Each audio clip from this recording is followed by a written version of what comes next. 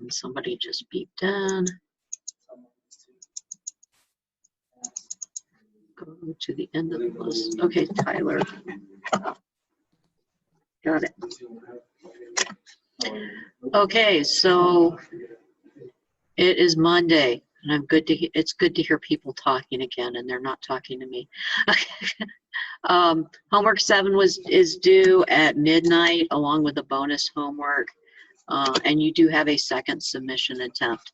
We will finish Lab 4 on Friday. You don't have to turn it in the following Friday. You turn it in 2 weeks from then. We're not having labs next week at all. And we're not having any homework due next week at all, which will help you recharge your batteries and get through the last month of classes. No, because I'm kind of, I want to spend more time on MOSFETs. There goes my phone. So every class is the only thing that'll meet. Then I'll say that no, we just happen not to have any due dates or exams or labs that week. If anybody asks me officially. Okay, the schedule already had it like that. That wasn't hard to do. So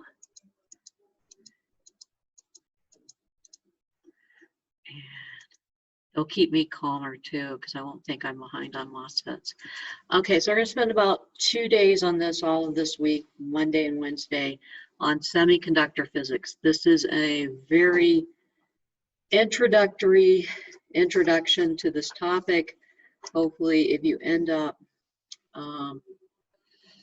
in the physics department here, or taking one of Daphne Chen's classes, or taking one of my senior electives or something like that, you will have enough background to actually understand it. This extra credit does not have a second attempt. Do you want a second attempt on the extra credit? I have to do it now. If I don't do it now, it is bonus homework edit.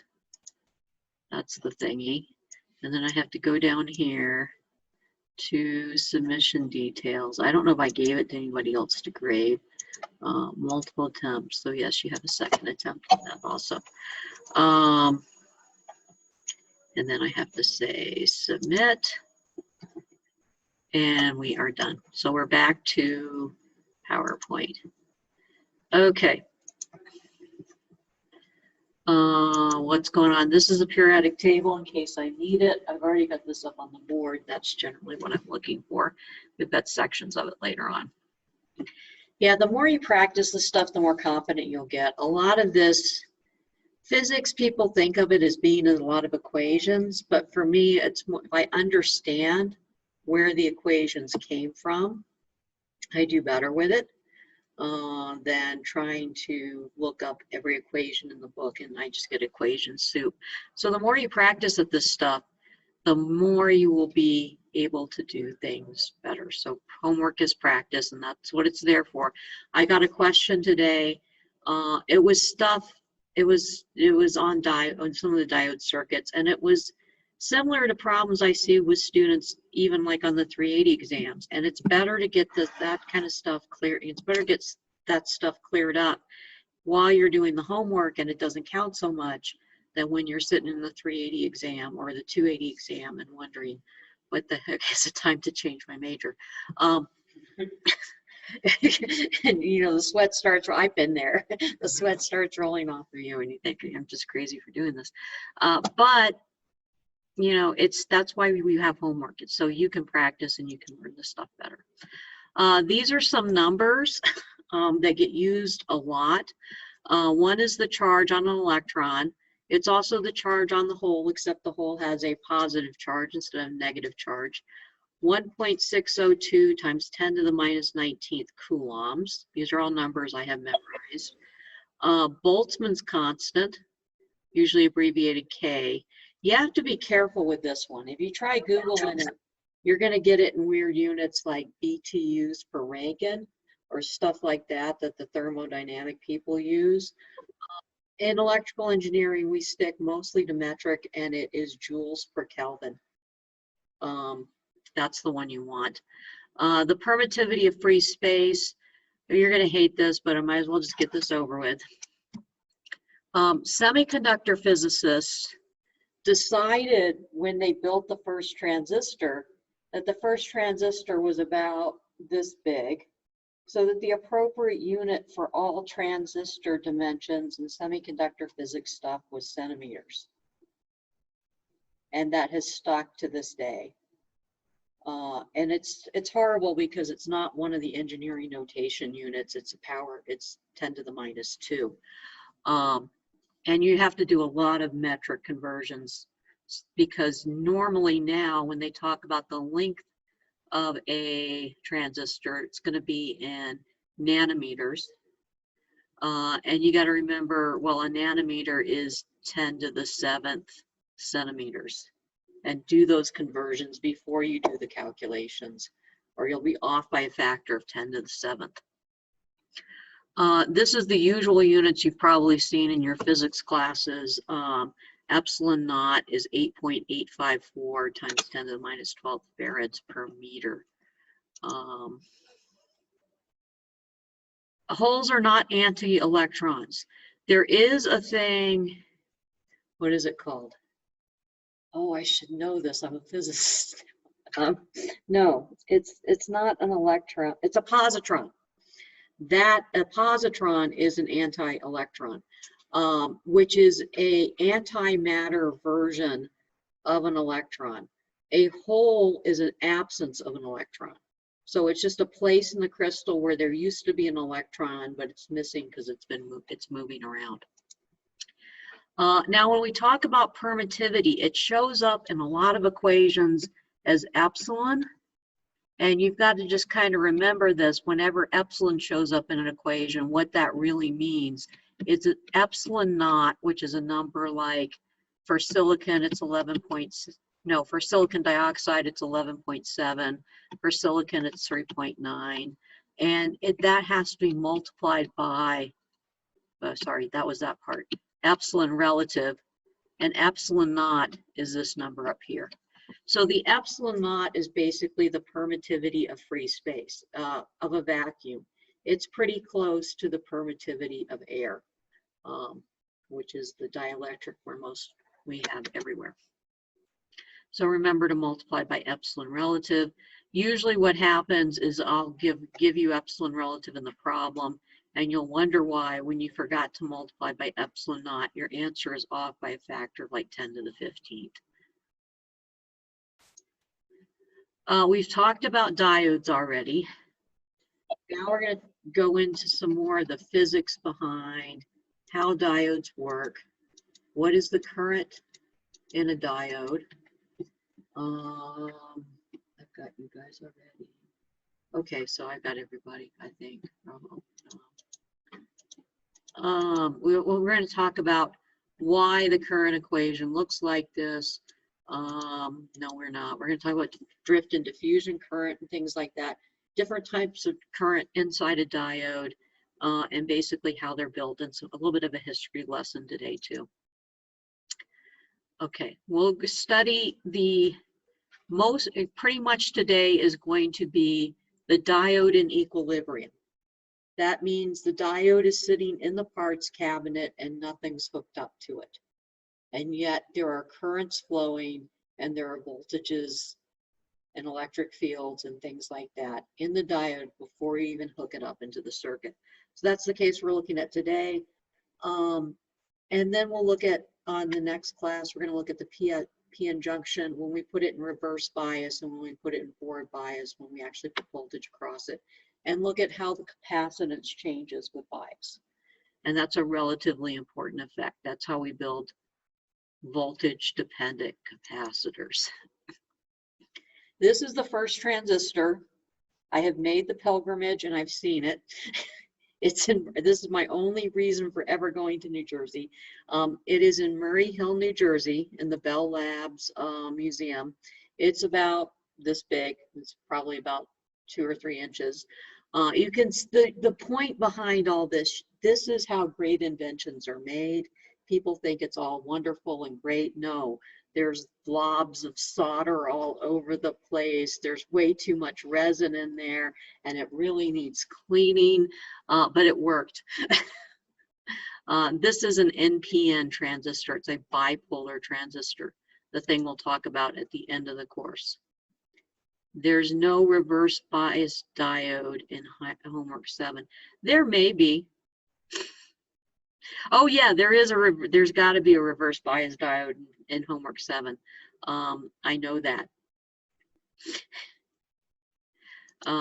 This is the physics behind reverse bias. We've talked about, you know, but for our model right now, when it's in reverse bias, it's an open circuit. We'll talk about why it looks like that. 1947, the MOSFET, which will be the first transistor we talk about, is theoretically simpler. And it was actually, the theory behind it was developed sometime, like it was 1910 to 1920, sometime in that range. But they could not build it because they didn't have the material science to make the materials pure enough to make it work. The NPNs you can do with fairly sloppy 2 back-to-back PN junctions, and you have a transistor, and you don't need the kind of purity. So that came around in 47. And my first transistor radio, 1970. But they were around before that probably. Well, transistors definitely were. They were just more expensive. These are the guys right here that built this first transistor, or the guys who got the most credit for it. There was probably a lot of technicians and a lot of people working in the lab that were involved with that, and probably a lot of people who made a lot of breakthroughs. This guy Shockley, his name is like on every semiconductor physics equation. And I was at a seminar last Thursday, and they were actually talking about solar cells. And up came the Shockley somebody else limit for how efficient you could make a solar cell. I mean, he was really a brilliant physicist, and he started out at Bell Labs, but then moved to Santa Clara, California. His family was from Nevada, and started a company out there called Shockley Semiconductor, which no longer exists. But the spin-offs for that, like Intel and National Semiconductor, and pretty much all the big NCR, a lot of the big companies came from out of his lab. He wasn't a very nice person, though. He had personal defects, and that's really why those companies spun off. It was just like, well, we're going to California to work for Shockley, and then a year later, we're going to form our own company so we don't have to work for Shockley. And then you get more brilliant people there, and so the brilliant people got concentrated in that area. This guy over here with the glasses by himself is Jack Kilby. He was hired by Texas Instruments straight out of school, and he made the unfortunate mistake, or I should say fortunate mistake, of reporting to work the week that they had, like back then, they'd have everybody go on vacation for the same 2 weeks every year. And this is when he reported to work. So nobody's in the building or anything like that. There's nothing for him to do. He can't figure out what's going on. So, and all the labs are empty. So he can go in there and play with them. And in that 2 weeks, he built this thing down in the bottom, which is the first integrated circuit. It's basically 3 or 4 transistors all on the same substrate.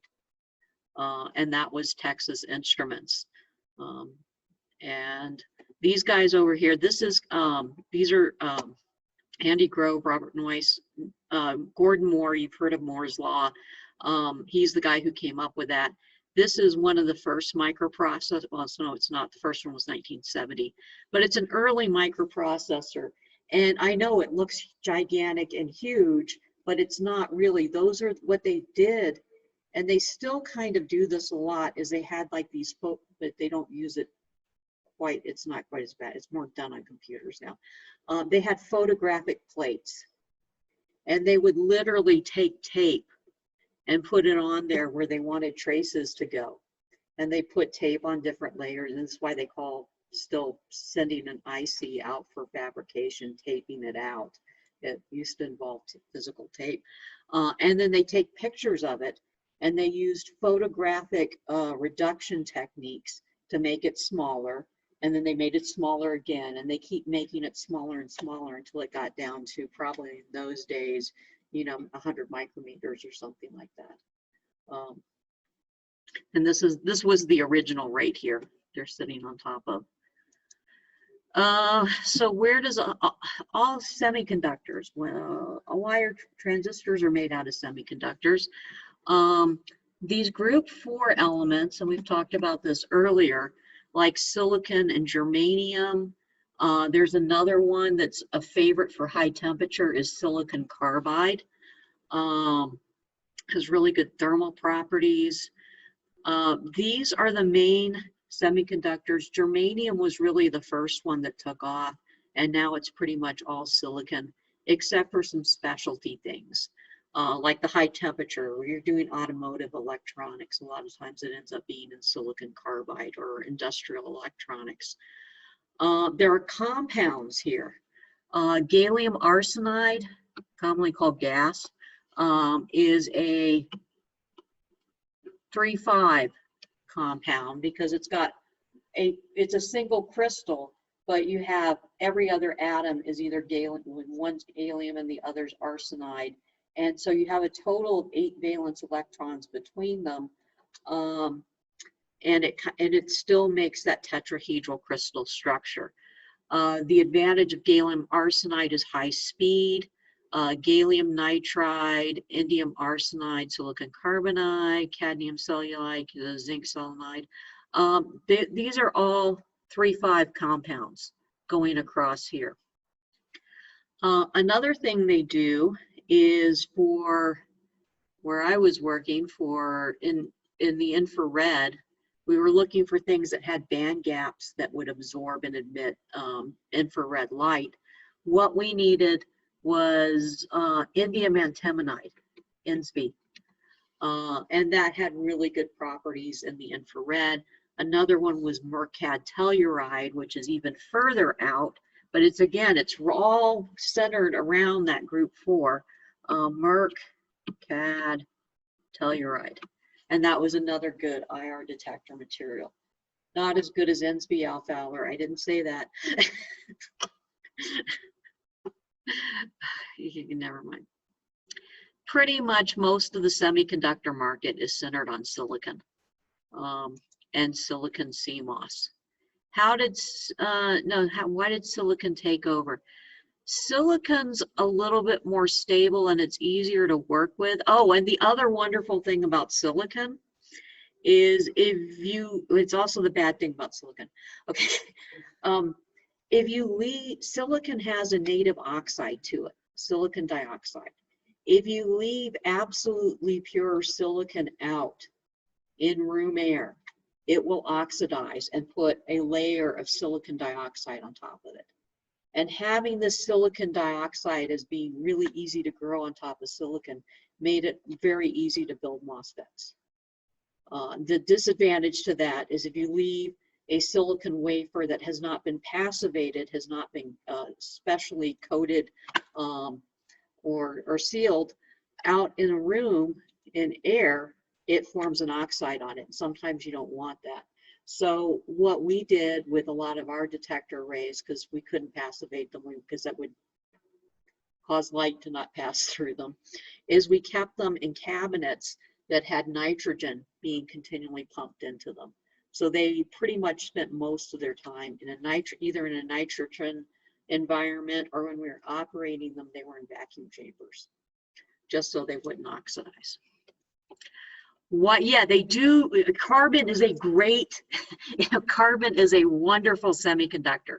The problem with crystallized carbon is it takes a lot of heat and pressure to form it. It's pretty much diamond and it's expensive.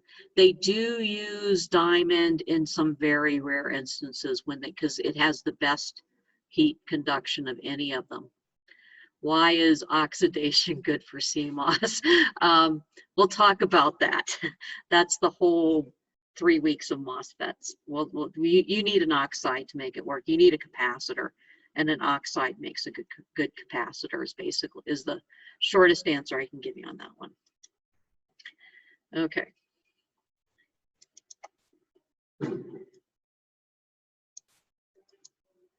So this is what things look like. It's a tetrahedral structure in 3 dimensions, and we actually had to build this in grad school. Well, we had to build this, and we had to build a Brillouin zone, which was basically, this is in real space, and this was in Brillouin zones in Fourier space, which is like 1 over real space.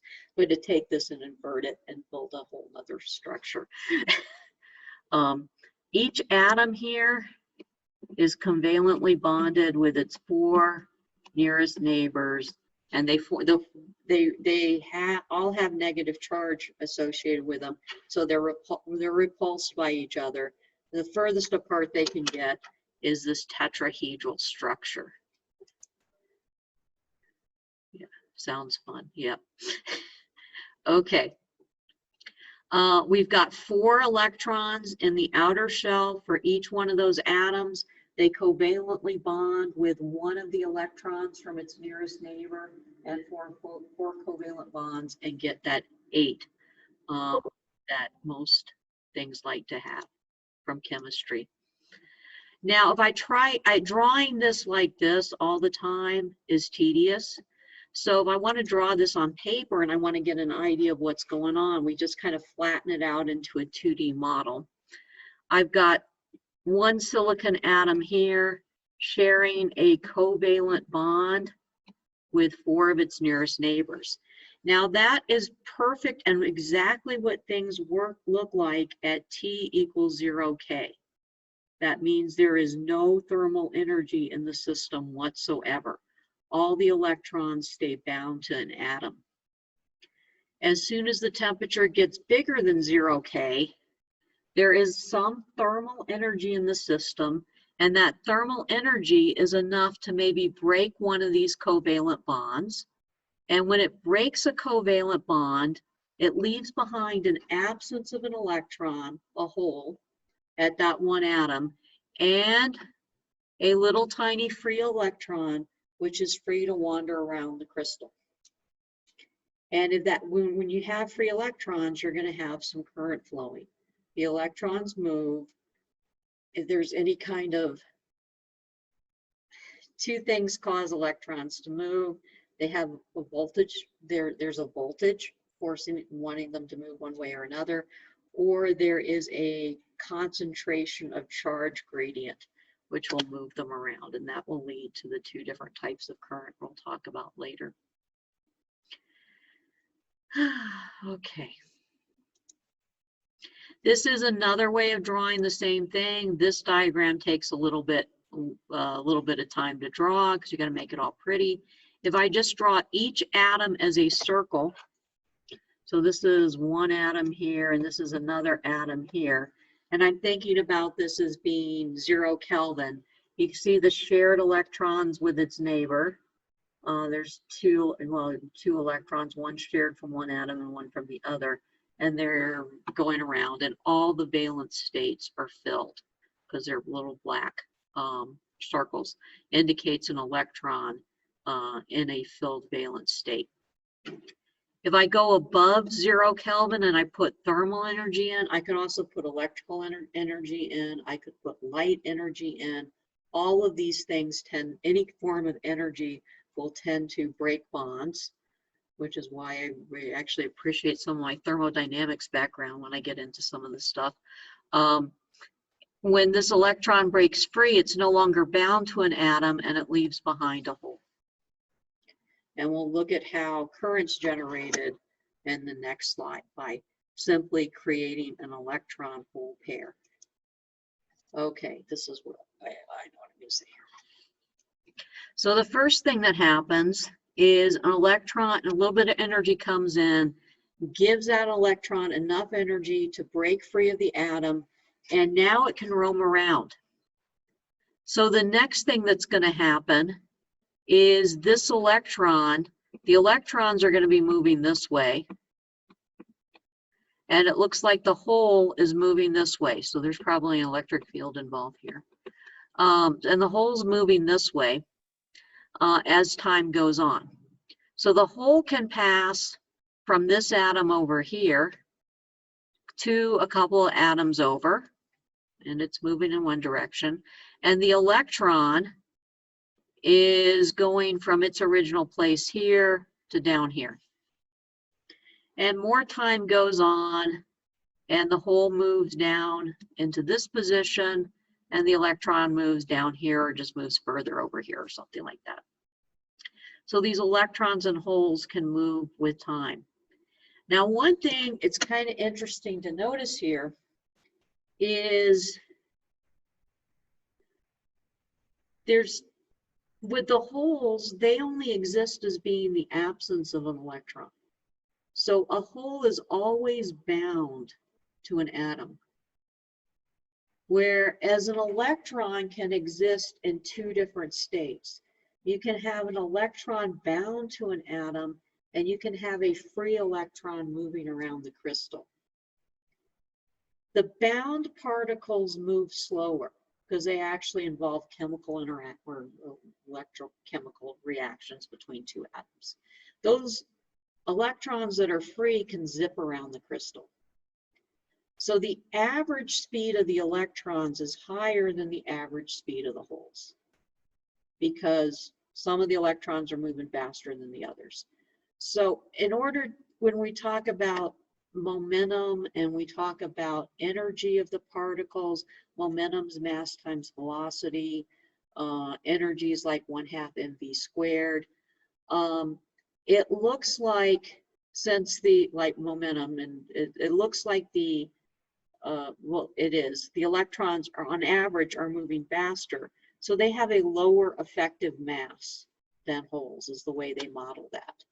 Even though holes have no mass at all, but they're actually in the equations show up as being a little heavier than an electron. Okay, so we've got a couple of things here, a couple of numbers. Yay. Good, I got you guys talking. So physics is broken. No, it's just physics contains some fudge factors in it. There's physics is sometimes modeling things in reality. People know holes don't actually have mass, but they do move, and they do have velocity, and they do have energies associated with them, and it's just a way of modeling them. Not every model perfectly represents reality. Believe me, yeah. Couple of numbers variables we're going to introduce here. N is the density of electrons. So the density of electrons. And so its units, because centimeters per rational, are always in cm-3, which is like 1/cm cubed.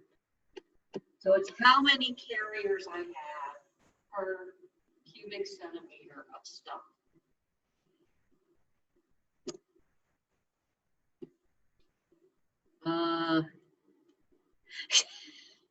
Because the electrons have a mass, and people just derive, when you're looking at momentum and energy, if I put 0 mass in there, then the particle can't have momentum and it can't have energy. But it does have momentum and it does have energy because they do move. Okay. Uh-oh. Okay, good enough. P is the density of holes. And this is going to be as much fun as having DJ in this class. Density of holes. Yes, density of holes. Again, it is same units per cm cubed or 1/cm cubed. Now, if you look at a crystal, we said like at 0 Kelvin, everybody's in its home place and there are no carriers. As the temperature goes up, more and more bonds break. And they found out for silicon at room temperature, And this only works for silicon, well, it works for a lot of other ones, but for silicon at room temperature, there is this intrinsic carrier concentration. And this is just a pure silicon crystal at room temperature. There's 1.5 times 10 to the 10th carriers per cm cube that represent broken bonds in those crystals. And that's just due to thermal energy. It's a constant at room temperature. It does change with temperature, not drastically, like the the diode current, but it does change with temperature, and it changes from material to material. For 280, it's always silicon and it's always room temperature when we're dealing with this, and so we just treat this like it's a constant. Ni is 1.5 times 10 to the 10th. Now, if I dope the crystal, so I put extra phosphorus atoms in, which makes it N-type, there will be more the Ni, the intrinsic carriers at room temperature will be, since there's more electrons available, there will be more electrons than holes. And people who have studied this came out with this equation. It looks deceptively simple. You'd be surprised at what I can do with this on an exam. Oh, good, I'm not broken. I'm just not drawing. Draw with touch. Don't draw with touch. Hit that one. Don't draw with touch. There we go. Okay, we're back. It looks like this. NP equals Ni squared. Okay, we know Ni is a constant. If I have my number of my free carriers is 10 to the 18th per cm cubed, we have NP equals Ni squared, and N is 10 to the 18th. We could solve for P. P would be 1.5 times 10 to the 10th, and I square that number, I multiply it by itself, divided by 10 to the 18th. And just for grins, let's figure out what that number is. That's 225 holes. So I have per cm cube. In every centimeter cube, I have 10 to the 18th electrons, and I have 225 holes. So a significant difference. And you can do the same calculation here. We'll get to why I can make that equation confusing. It used to bug me too. Okay, so these are different processes, and this used to be like a match game, and I hate that. And I just turned it into a vocabulary thing. Generation and recombination. Generation is when an electron breaks free of an atom and leaves a hole behind. We call it generation because we're generating an electron hole pair. Recombination is when a free electron moves into a hole and then I no longer have that pair. So an electron and a hole recombine and make a neutral site. There's two types of current, and then I'll get into two more different types of current. But electrons, I can have free electrons moving through the crystal, or I can have bound electrons moving from one atom to another. If we aren't given Ni squared is 1.5 times 10 to the 10th squared. We're not going to go into exotic crystals in this class, and we're only going to use silicon, and we're only going to consider silicon at room temperature, or it's constant enough that we just use it as a number. NP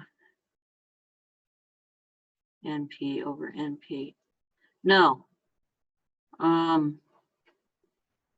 Wait, ln NP over NP. Why would we do that? I don't understand your math, Jordan. Because the equation looks like this: NP equals Ni squared. If I took the ln of that, yeah, I would get, if I took two of them, I don't know, I have no idea. Yeah, well, see, I took a different NP N1, and I'm frozen. No, I'm not. I'm just, my screen's frozen. N1P1, and I wanted to divide by the other side of the equation be over Ni squared. So both sides would equal 1, and they would both have an element of 0. This is the equation, and I see no need to take a longer than what. Oh, for the built-in voltage. No, VT will not equal 0 because the built-in potential is KT over Q, ln NA over ND. Those are large N's, and they have a different meaning. Well, not that quite. It's like, that would be like P over N. Okay. All right. So where am I at? Electron current can be both free electrons and bound electrons. Hole current is only bound holes, so they're going to move slower because the bound ones are moving slower than the free ones. Okay. Now, when we talk about doping, like with a p-n junction, we had a p side and an n side. The first thing we do is we go and we buy pure silicon from somebody. The people who make that, there's like 1 or 2 companies in the world that actually have the capability of making silicon pure enough for semiconductor quality.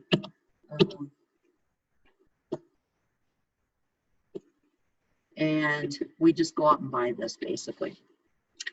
Now, if you're a manufacturer like in Phoenix, there's Intel, onsemi, Microchip, TSMC, all have big fabs down in Phoenix. One of the first steps is you're going to dope the substrate N-type. And that just means I'm going to put donor atoms in there.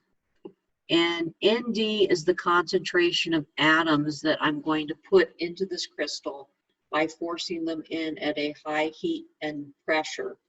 And they will actually go in and replace silicon atoms at different places in the crystal, given enough heat and pressure. This is called N-type, is when I add things like ND, phosphorus, and arsine. I think I could just learn that. If I want to dope it p-type, I'm going to put acceptor ions in there, and this is going to be something like boron. And when we talk about p-type, the concentration of boron atoms is going to be Na. And that's just, Na is the number of boron atoms per cm cubed. So those capital letters represent atoms per cm cubed. Those lowercase letters, so Na is acceptor, that is p-type, is going to be like a P. Those represent holes per cm cubed. Not a lot of difference between the two. Get to that in the next slide. Okay. Now, what happens when I put ND phosphorus? I should know that by now. When I put this number of phosphorus atoms per cm cubed, when I put that in there, almost every phosphorus atom I put in the crystal is going to produce a free electron. So that will equal N sub N. And let's get to the subscript part, because that was the part that confused me the first time I saw this. N sub N is the number of electrons, free electrons per cm cubed on the N side. The N side of the diode in an N-doped region, where whatever material I have. If I want to talk about P sub N, P sub n is the number of holes per cm cubed on the n side. So the subscript tells you which part of the, which region you're in, N type or P type, and the P tells you, the non-subscript tells you which concentration you're looking at holes of electron. Okay, the mass action law still applies. Now I've got silicon, I've doped it 5 to the times 10 to the 17th with phosphorus atoms. This looks like an exam question that I've put on a few times that confuses people. So silicon is doped with phosphorus. Phosphorus is N-type.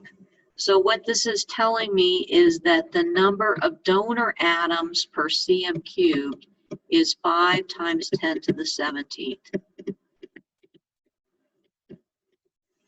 Every single one of those phosphorus atoms is going to give me a free electron, or just about. So I'm going to call this N on the N side. Yeah, why did you go?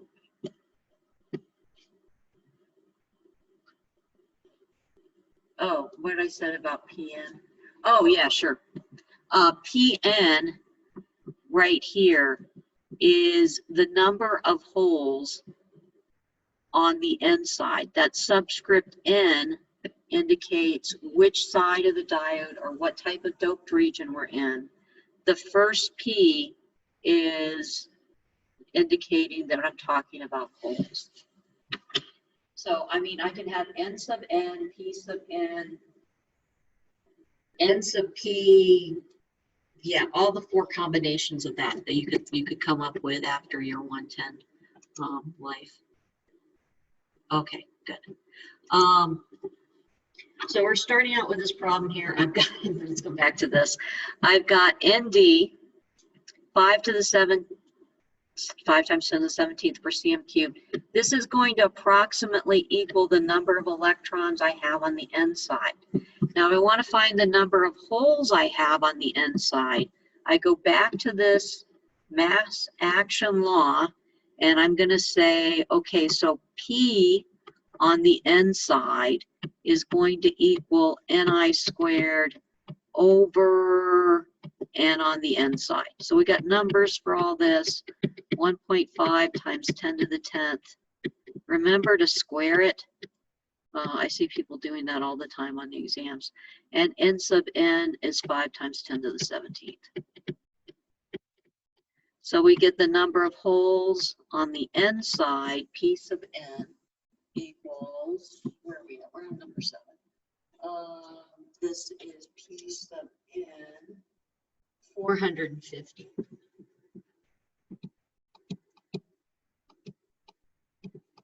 So as I dope this and I make the number of electrons larger, the number of holes is going to go down. If it's undoped, the number of holes equals the number of electrons. Is the way that equation works. Okay, the other one is in the, slide solutions. Okay. Now I already said there's 2 types of current. There's electron current and hole current. There's 2 types of current flow mechanisms.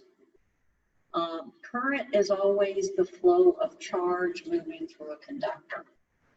Amps break down into base, whatever they call it, units of basically coulombs per second, where a coulomb is a very large amount of charge.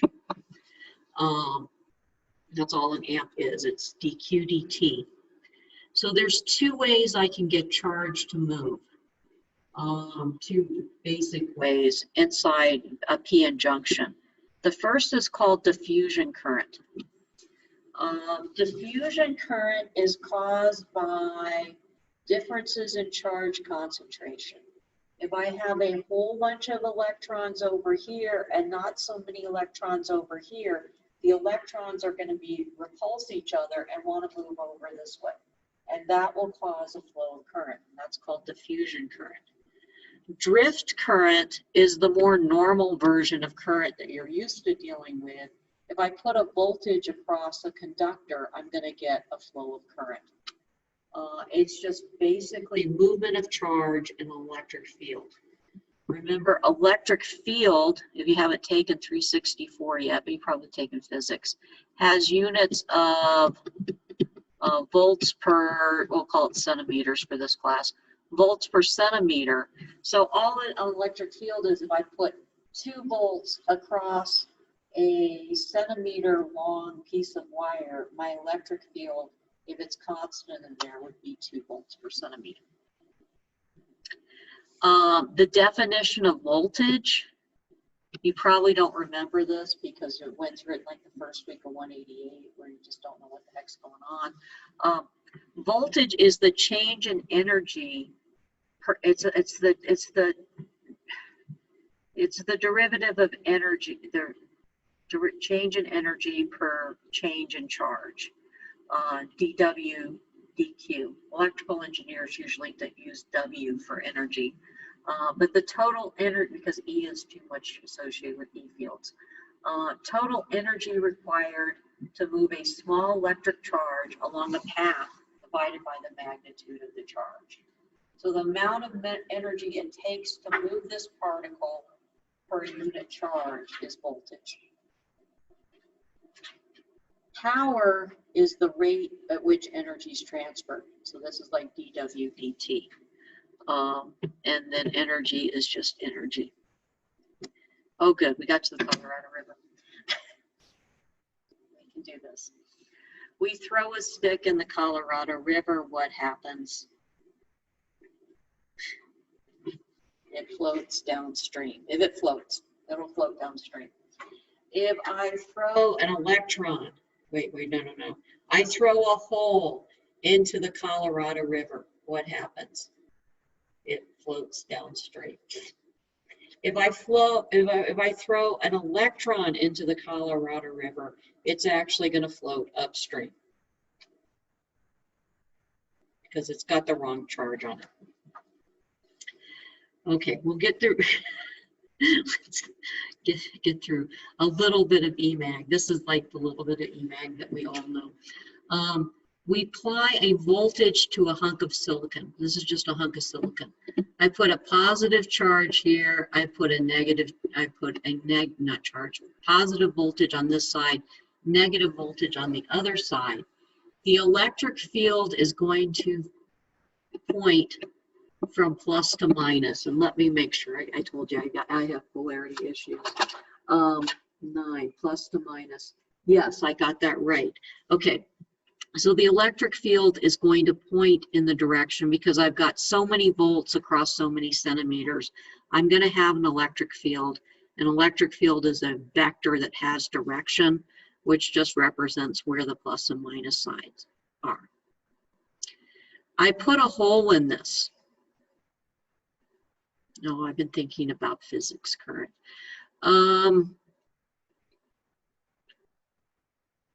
Oh, great. You really want to get me stuck on polarity. I had this all down in my office because I said, oh, physics, well, you know, it's physics is in the opposite direction. And that was just perfect. We put a hole in this. The hole is going to go in the direction of the electric field. You'll understand why. Okay. The hole goes in the direction of the electric field. The electron moves in the opposite direction. So this voltage is going to cause the electron to move in this direction. Now, if you're thinking about current as being the flow of an electron, and I go back to passive sign convention, that looks like this for electrical engineers. Going from plus to minus, I'm inducing an electric field in this direction. My voltage is in that direction. That is right. My current is flowing in this direction, but the physics is telling me that electrons flow in the opposite direction as the electric field. So the electrons are actually flowing this way, and the holes are flowing this way. So what electrical engineers talk about as current isn't really the flow of electrons, it's the flow of holes. And physicists define current as the flow of electrons. So when you solve a problem in an electronics class in the physics department, you have to reverse the direction of the current. What I have gotten to the point of doing is I just solve it the right way. And when I get done, I put a negative sign up and say, this is physics. It keeps me from making polarity mistakes, which I make enough of already. Okay.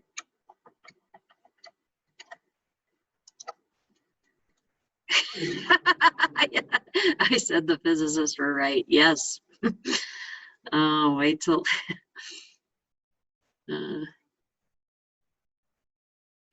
Why passive? If possibly, yes. I've never seen a passive element labeled as having a cathode and an anode. Probably because I don't deal with a lot of electric. Why isn't like an LED is backwards? Okay, so an LED is not passive, it's a diode. It takes energy to make it work. An LED is backwards. Let's see. We got an LED looks like this. This is the P side, this is the N side, this is the positive voltage, this is the negative voltage. This is the cathode, and that's the anode. Yeah. You put your LEDs in backwards, they won't light up. That I know as an engineer. Okay. First thing, I've got like 4 or 5 slides here talking about drift current. Electric and drift current is current that's caused by a voltage, and I went ahead and labeled these because sometimes when the physicists talk, they just talk about drift and diffusion current, and people don't understand what they're talking about. But this is caused by a voltage. The units of electric field is in volts per centimeter. The units of velocity are going to be like centimeters per second. Now I want to go away. I want to develop a constant. Well, it's not really a constant, but I want to develop a term that represents the proportionality constant between velocity and electric field. So if I put a higher voltage across there, you get more current, and it's just because the carriers are moving faster. And we want to figure out, and it turns out it's almost a constant. Most of the time you can treat the mobility like it's a constant. That's all mobility is. This is the definition of mobility right there. If we look at the units for this, I've got centimeters per second on the left-hand side of this equation. I've got whatever the units of mobility are, and I've got electric field, which is volts per centimeter. So I multiply this one centimeters over, I get centimeters squared per volt second. Those are the units of mobility, U. It is so basic. If you get an integrated circuit made, at the very top of the single piece of paper that comes with a die from the factory, they will list the mobility, they will list the process transconductance parameter, they'll list the oxide thickness as it was made that day and measured by them. Mobility shows up in MOSFET equations and all over the place. So we got the units. Now, if we think about this, why do we have a negative sign? Well, if I put the electric field in this direction, my holes are moving in the same direction as electric field. So they have the same kind of vector direction. But if I put electrons in there, they're moving in the opposite direction of electric field, And that's why I have to put the negative sign in there for electrons, because they're moving in the opposite direction. Okay. We're getting there. Okay. So we got this equation. We've defined mobility as the ratio between velocity and electric field. Now I want to figure out what the whole current is. Well, I've got an expression for the velocity of the carriers. So I take the velocity. I have to figure out also what if I want to get current out of this, I need to know what the charge is of those carriers, the velocity. Let me do this step by step. Otherwise, I'm going to, okay, never mind. PV. PV. I skipped a step in here, sorry. PV is velocity times the concentration of carriers. And that's I, not A. No, that would confuse me later. So if I have the concentration of carriers, so I've got 10 to the 17th electrons per cm cubed, and I know how fast they're moving. That's the meaning of this basically. I've got so many carriers and they're moving at this rate. If I want the current, I've got to get it down to coulombs per second. So I have to take the PV part. Yeah, I skipped that. I've got to take the PV part.